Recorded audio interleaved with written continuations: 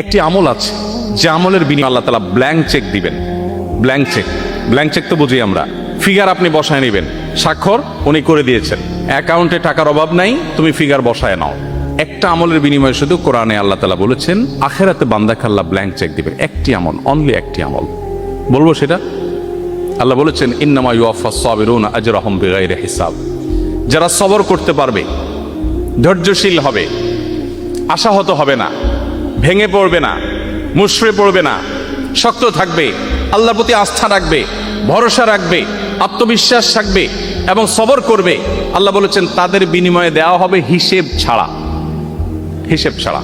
আপনি যদি ইসলামে আসেন, আপনি যদি ইসলামটাকে বোঝার চেষ্টা করেন, আপনি যদি ইসলামটাকে মানার চেষ্টা করেন, তখন আপনার ক্যারিয়ারটাকে আপনি দারুণভাবে এনজয় করবেন। আপনার প্রমোশন হলো না, ক্যারিয়ারে আপনার প্রমোশন হলো না, আপনি খুব সৎ অফিসার কিন্তু প্রমোশন হলো না।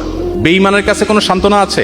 যার আখিরাতের প্রতি বিশ্বাস নাই তার কাছে কোনো সান্ত্বনা আছে? আমি একজন সৎ মানুষ বাট প্রমোশন হয় নাই, মানে এর চেয়ে বড় ট্র্যাজেডি আর কি হতে পারে? আপনার কাছে তো এর চেয়ে কষ্টের কিছু, আপনি শেষ হয়ে যাবেন ভিতরে ভিতরে করে করে। তার কোনো সান্ত্বনা আছে? তো ইমানদারের সান্ত্বনা আছে না নাই? আছে না নাই?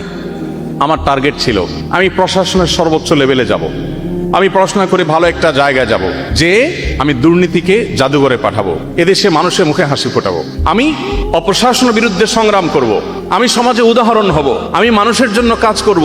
এটা জীবনের সার্থকতা। ভোগবাদ এটা জীবনের সার্থকতা না। ভোগ করে সুখে থাকা এটা তো গরু ছাগলও পারে, পশু পাখিও পারে। ভোগবাদের বিপরীতে দাঁড়িয়ে ত্যাগের মধ্য দিয়ে মানুষের মুখে হাসি ফোটানো এবং তার বিনিময়ে আবার আল্লাহর কাছ থেকে রিওয়ার্ড আসা, এটা তো আমার জীবনে অনেক বড় একটা টার্গেট। এই টার্গেট যদি আমি ফুলফিল নাও করতে পারি, আমার প্রমোশনই হলো না, চাকরিটাই হলো না, জায়গা মতো যেতেই পারলাম না, ইমানদারের সান্ত্বনার জায়গা হলো নবীজি বলেছেন মানহাম্মা বিহাসানাতিন ফালাম ইয়ামালহা।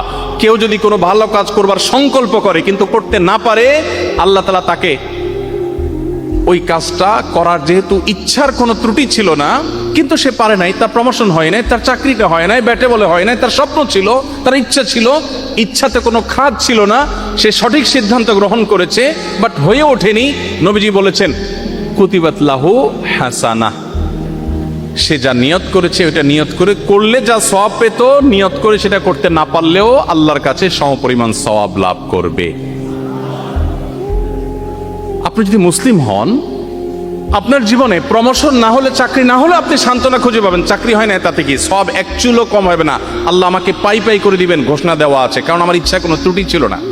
কিন্তু যদি আপনি ইমানদার না হন, আপনি বেঈমান হন, তাহলে সেক্ষেত্রে আপনার কোনো সান্ত্বনা না, আপনি ও স্যাড বলে আপনি মন খারাপ করবেন, কিন্তু আপনার কিছু করার থাকবে না, আপনি অসুস্থ হবেন।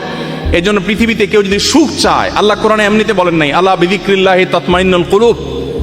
যদি কেউ সুখ চায়, কেউ যদি মানসিক প্রশান্তি চায়, সেজন্য আল্লাহর স্মরণ করে। আল্লাহর স্মরণ করলে তার অন্তর এমনিতেই প্রশান্ত হয়ে যাবে।